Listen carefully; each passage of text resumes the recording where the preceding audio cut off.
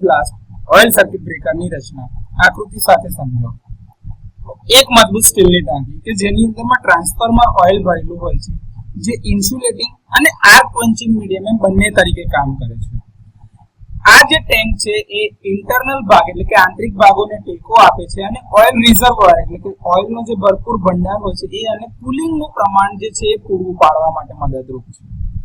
ટાંકીની અંદર fix contact જે છે, આ તમારો ફિક્સ કોન્ટેક્ટ એને સખત રીતે માઉન્ટ કરે છે, એટલે કે રિજિડલી માઉન્ટ. જ્યારે ટાંકી બને ત્યારે એની સાથે જ ફિક્સ કોન્ટેક્ટ અંદર માઉન્ટ કરવામાં આવે છે.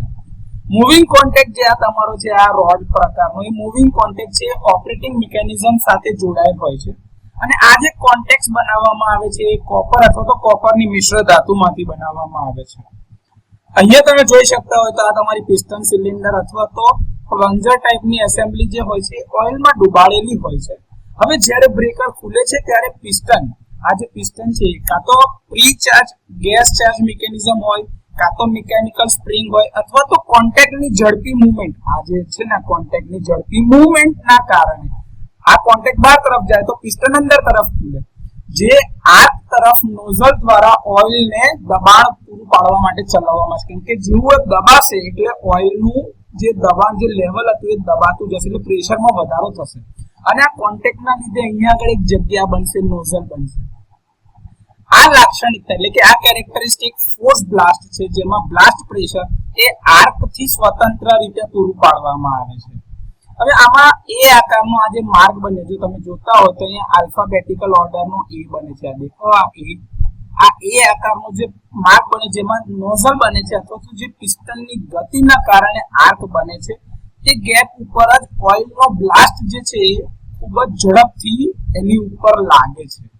આ નોઝલની રચના ઓઇલના પ્રવાહને કેન્દ્રિત કરે છે અને આર્ક પાથ ઉપર મજબૂત ડાઇલેક્ટ્રિક સ્ટ્રેન્થ બનાવે છે, કારણ કે આર્કને વધતો અટકાવે છે.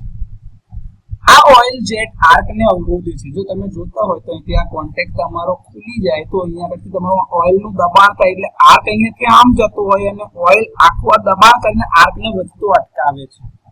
આ ઓઇલ જેટ એ આર્કને અવરોધે છે અને તે પછી આર્કને લંબાવવામાં આવે છે અને આર્ક સ્પ્લિટર્સ મૂકેલા હોય કે જે ધાતુની પ્લેટો હોય છે ને ઇન્સ્યુલેટિંગ અવરોધો મૂકેલા હોય છે, જેની અંદર આર્કને ઠંડો કરવામાં આવે છે.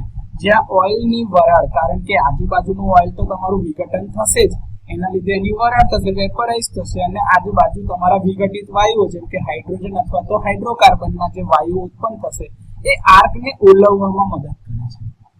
પોર્સેલિન અથવા તો ઇપોક્સી ઇન્સ્યુલેટર એ તમારા લાઈવ ભાગોને ટેકો એટલે કે સપોર્ટ આપે છે અને ગ્રાઉન્ડેડ ટેન્કથી એને અલગ કરે છે એટલે કે ઇન્સ્યુલેટ કરે છે.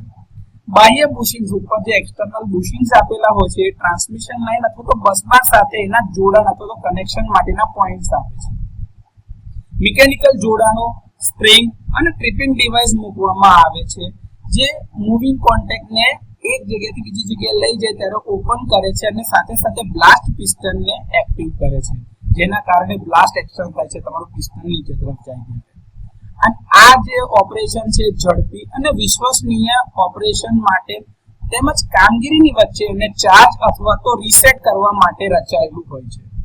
કેટલીક ડિઝાઇનની અંદરમાં નાના ગેસ ચેમ્બર જે મુખ્યત્વે હાઇડ્રોજન અથવા તો હવા અથવા તો નાઇટ્રોજનના ચેમ્બરનો ઉપયોગ કરવામાં આવે છે, જે એનર્જી સ્ટોર કરેલી હોય છે એ પછી પિસ્ટનને ઝડપથી બ્લાસ્ટ આપવા માટે અથવા તો એ બ્લાસ્ટ ઉત્પન્ન કરવા માટે ઉપયોગી થાય છે.